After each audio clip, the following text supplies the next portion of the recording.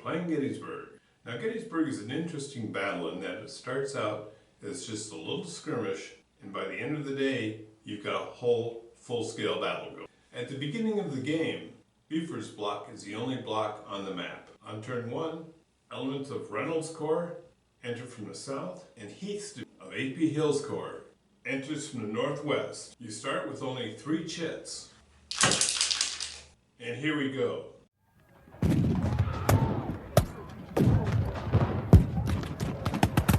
Now here we see that Buford's position at the McPherson Farm on the northern end of McPherson Ridge have forced Heath's Lee elements out of column. Hub battles is so boom simple that it's very easy to try alternate strategies, big what ifs. Because if it doesn't work out, you haven't wasted a whole weekend. It takes about an hour. Today, rather than trying to hold the Southern Army right at Gettysburg, Reynolds is going to try drawing a line across Cemetery Ridge. That will allow him to set up a line closer to his axis of advance and farther away from Lee's axis of advance. Turn 2, mid-morning. No reinforcements this turn. Now I've drawn the cavalry first. I'd rather not have them go first, but their commander, Pleasanton, doesn't show up till the evening of the second day. So Buford is by himself. He can't alter turn order, so he's very limited in what he can do. Being cavalry, though, even if contacted before the battle begins, he can simply withdraw. I think he'll be doing that.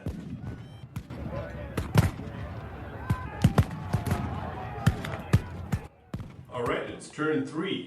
We add Howard's chit, and we prepare to bring on Pender's division of AP Hill's Corps.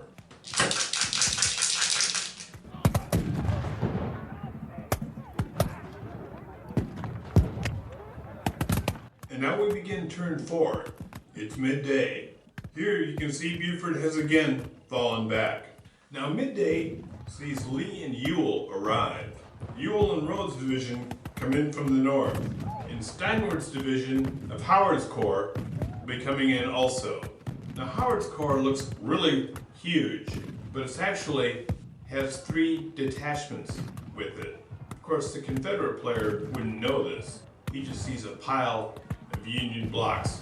Coming up, the Gettysburg Road.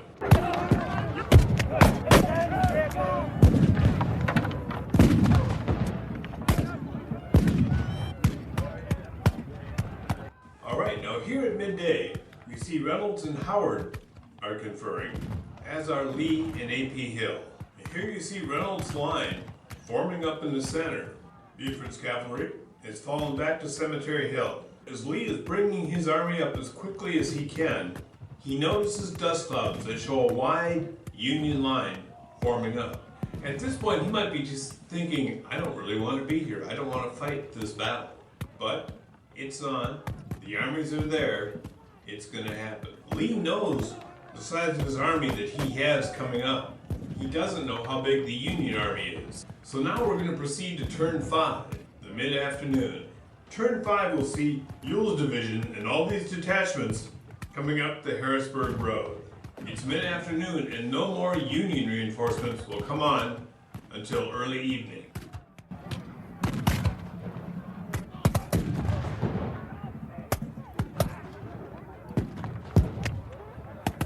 And now it's turn 6, late afternoon.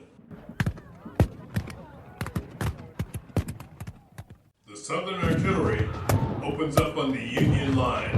A thin detachment of men is driven back. It's turn 7 and we see some more reinforcements finally. We have Ewell's artillery along with Johnston's division for Ewell's Corps. AP Hill's Corps sees the last of its divisions coming on, and that's Anderson. And the Union sees Sickles' Corps coming in here and Slocum's Corps coming in over here.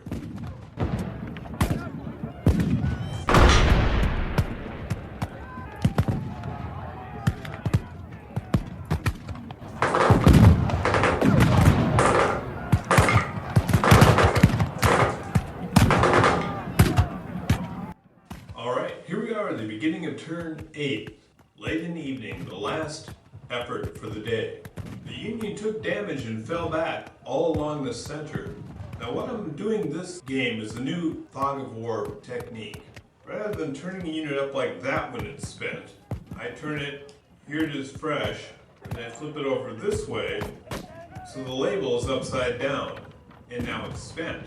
But the enemy can't tell that. You wouldn't know how much damage you did, and you wouldn't remember which, once things get going, you don't know which unit is where and stuff. So this fog of war, the Union line still looks fairly intact because it looks all fresh. But this block, this block, this block, and that block are all actually spent. Some of these attacking Confederate troops are spent. We'll have to see.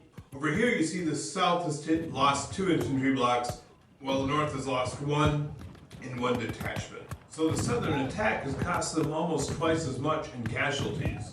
But that's actually acceptable in military terms. Don't tell the moms at home about that. So now it looks like the North could really put something together and push here in the South.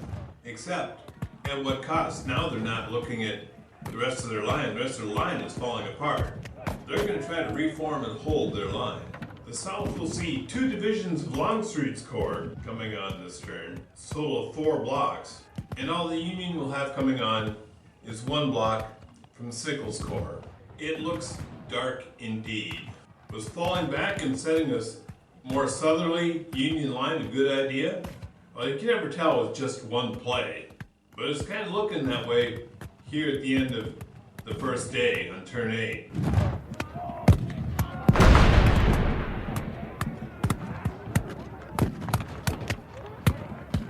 And here we see Pender gets himself flanked.